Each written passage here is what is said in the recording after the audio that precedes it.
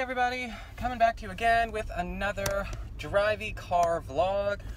It has been, again, just a super busy, jam-packed couple of weeks, and so I wanted to make these videos. Yeah, I'm about to smoke, but I figured what the hell, it's a Neptune video, we might as well just go for it, right? I wanted to make another video. I was intending to put this out, or talk about this at home in front of, you know, the big fancy with all the lights and all that kind of cool stuff, but I ended up just getting, you know, kind of busy, and so I didn't get a chance to do that.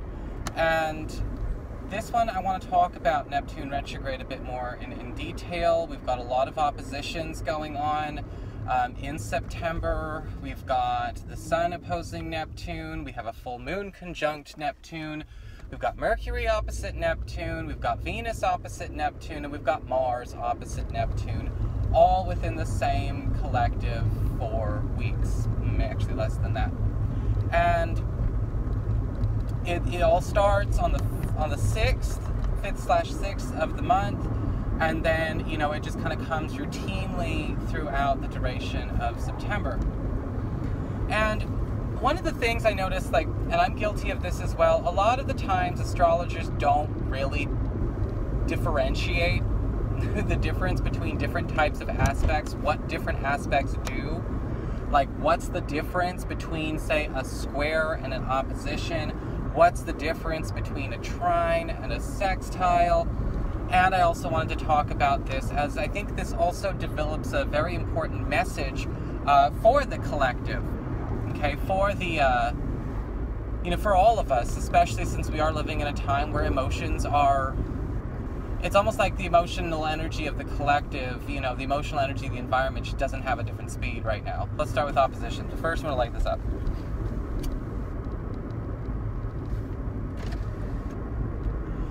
By the way, yes, I'm aware smoking is not good for you. So, you know, do not do it, kids. Do as I say, not as I do in this case. Anyway, so when we talk about an opposition goes back to what we were talking about the Uranus retrograde video. Opposition is kind of like an ultimatum in the universe. It can be seen as a very, very harsh, negative. It's tense no matter what, but it also brings opportunity. You know, and when we say ultimatum, I really mean to say just sort of, again, a very harsh choice. Both subjects of the opposition get brought up at the same time, but the querent, or the person being read, can only actually choose to keep or drop what is presented henceforth. Sometimes they're choosing between one side of the zodiac, one arm of the opposition versus the other. Sometimes one part of the opposition is overpowering the other or replacing the other, but at the end of the day, we're faced with choice. And the reason I want to bring this up now is because, you know, it's a lot of people really don't understand that the dependence on certainty is, I think, our greatest downfall as a spiritual and astrological community. You know, when we are presented with choices, we are presented with situations, our free will is still our own. Even if the tide is strong and it feels overwhelming, we still have a choice on how to handle that. You know, and again, the people who have meanings in their lives are the people who choose.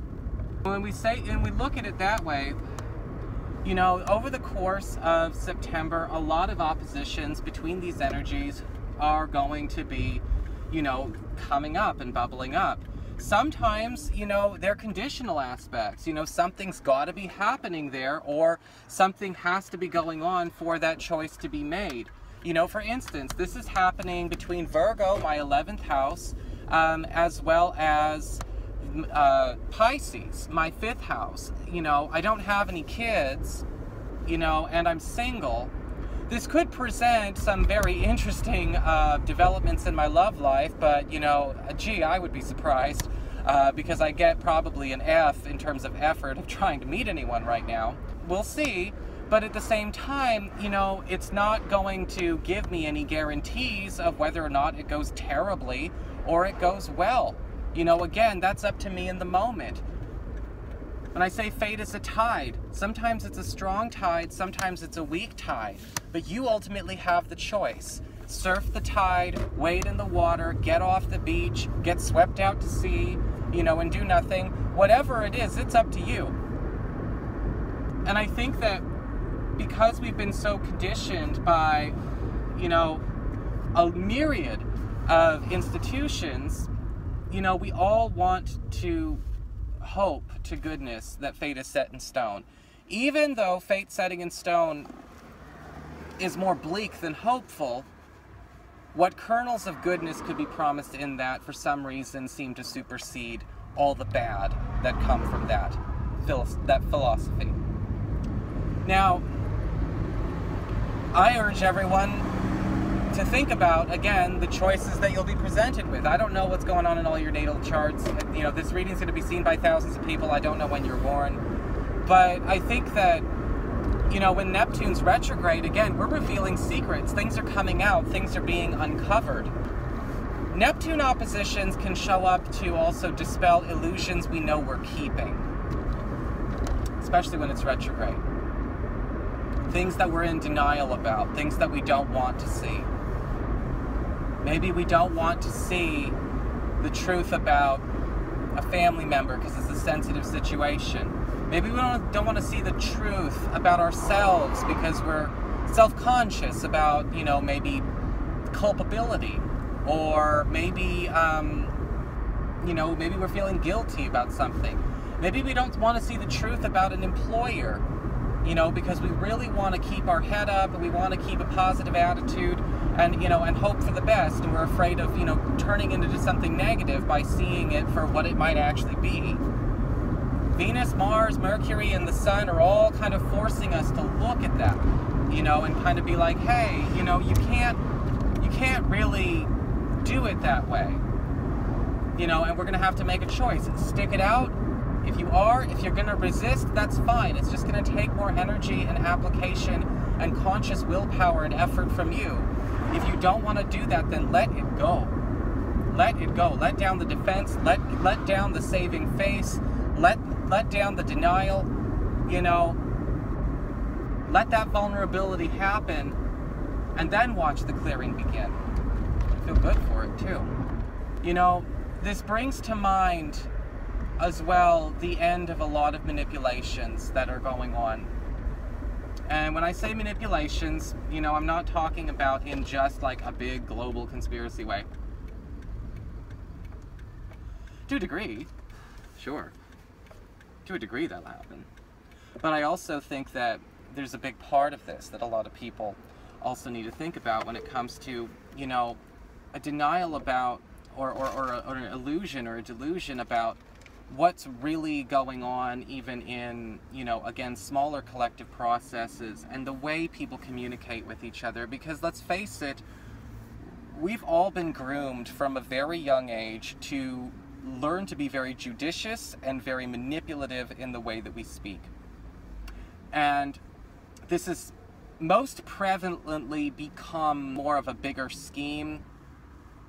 You know, when we think about manipulation nowadays, we think about manipulation of populations, of people.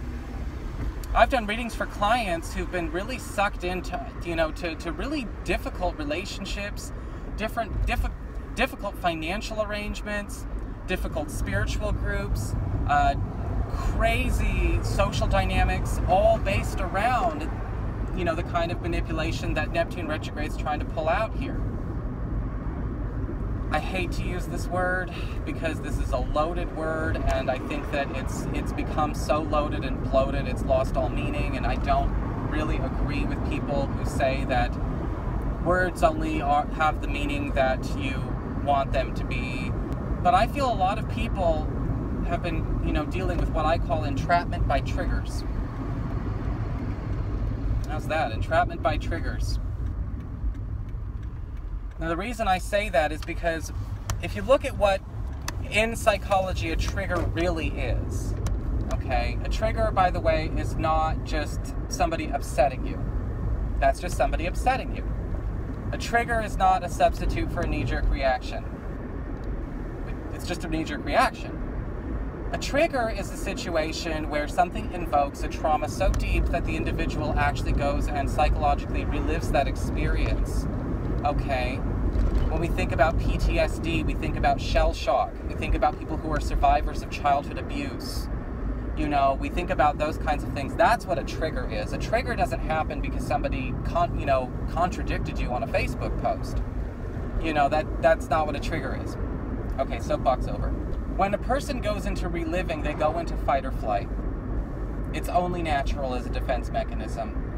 And we all have those things that can set us off into fight or flight mode, depending on what it's invoking. Is it invoking reliving a point of loss, a point of grief? Is it reloading a program that has to do with, again, violence and abuse, fear, illness?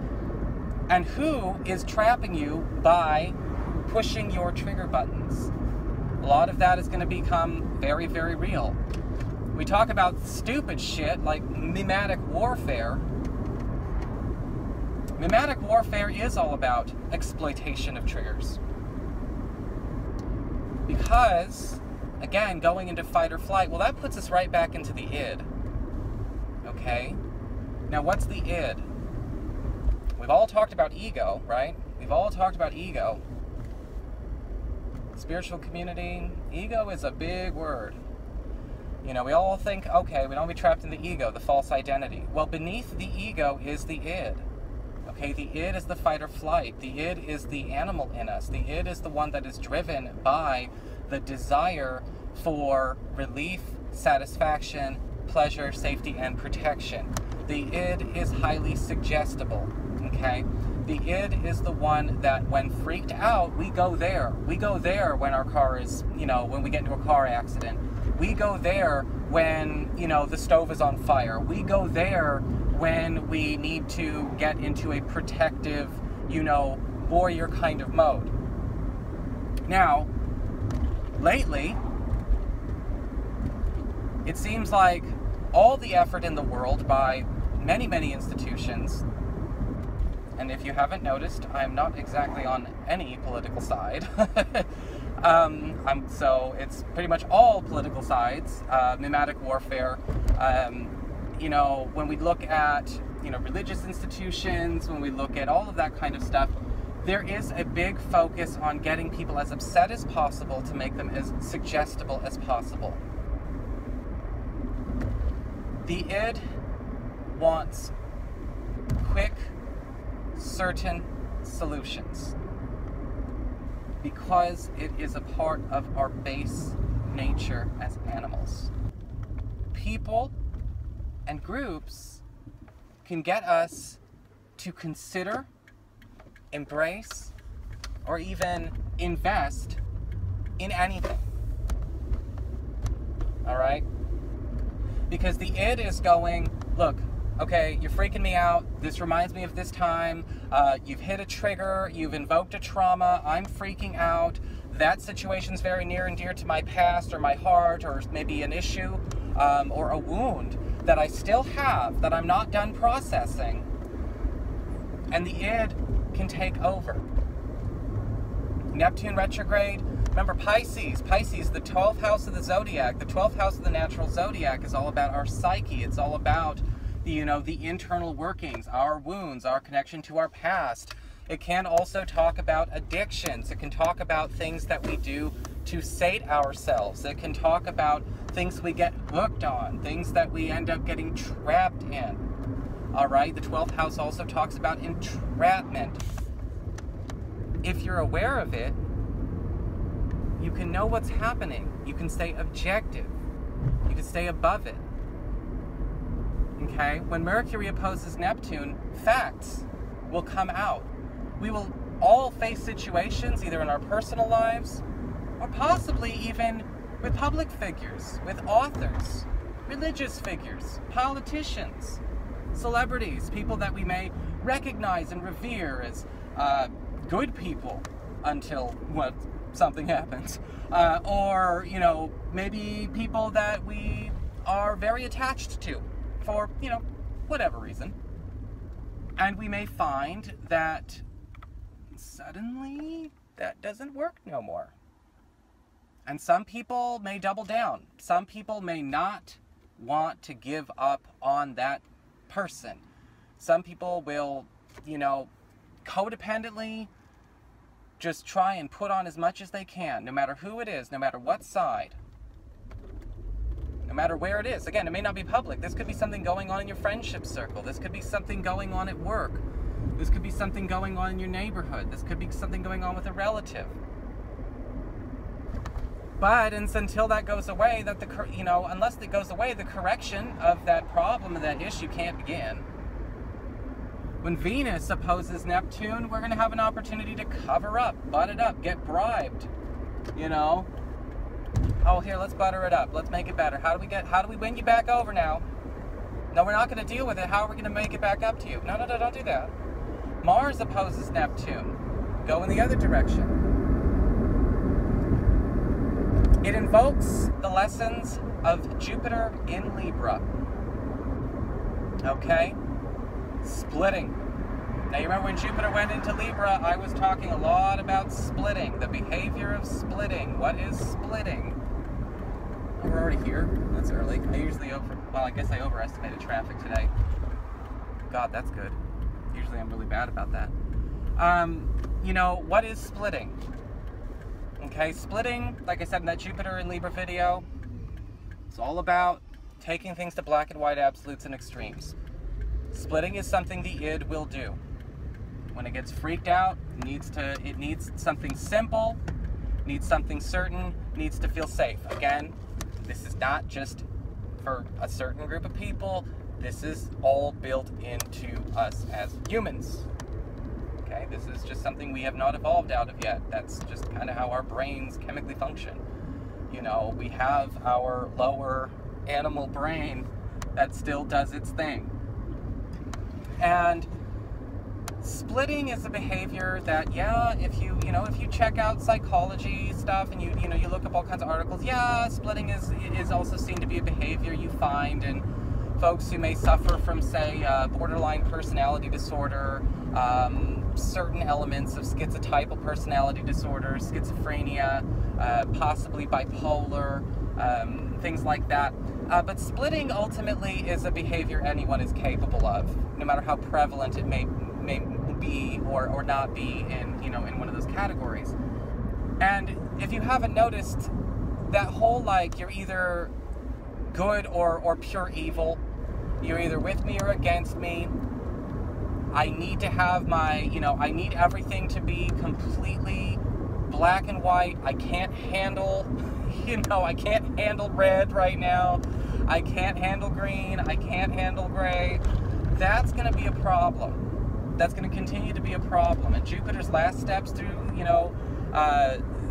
Libra is going to show where that problem is happening and where people of all types are starting to go into that extreme. And Neptune is going to show where the denial is going to start to erode. And all I can say is that, again, some of us are going to handle it just fine. Okay? Because we've learned to work with our energy, we've learned to be conscious, we've learned to catch ourselves, and we've learned not to be hijacked by this astrology when it happens. Energy and harmonics can be worked with. And it's got nothing to do with inevitable, certainties of the astrology. At the end of the day, it's like Stanley Kubrick says, we've got to supply our own light.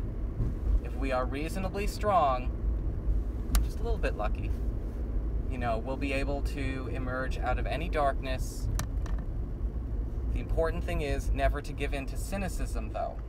And I think that, again, as these things are stripped, we may even find how cynicism has kind of deceived us.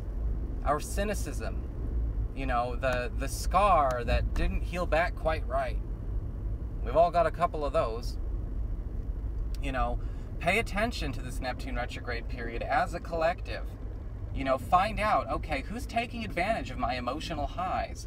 Who's kind of raising my, my temper? Who's trying to take advantage of maybe, I guess you could say, a trigger or two? Who's really engaging me? Who's trying to manipulate me by feigning a resonance with me? Who's trying to do that? Who's trying to get a rise out of me to make me suggestible? Who's trying to freak me out so I will do this, buy this, whatever? True sage is going to see that crap coming a mile away. And those are the ones that you've seen who've been through 1,000,001 things in their lives. And you know what? At the end of the day, they're okay. You know, it's one of the biggest deals I think that we can all learn right now, especially because, you know, I've seen a lot of people in my family, a lot of people online, just diving into cloistered, cynical splitting. And it's all because of the fact that, again, a lot of the denial, a lot of the freakouts, and a lot of the need for instant comfort, instant relief, and self-medication, you know, mostly figuratively, though I may have another cigarette when I park the car, has become more of a priority than seeing what is giving rise to those compulsions and urges anyway. And that's what these oppositions to Neptune retrograde are really all about. There's a lesson to everything. Okay? Everyone can overcome this. Alright? It's just up to it's up to you, your faith in your own abilities, your choice not to engage anymore, and your choice to see things and the truth for what it really is. That's what Neptune retrograde's all about. So anyway, hope you guys enjoyed this video. I'm gonna unplug and get ready to do some shopping, and I'll have this up to you within the next couple of days. See you soon.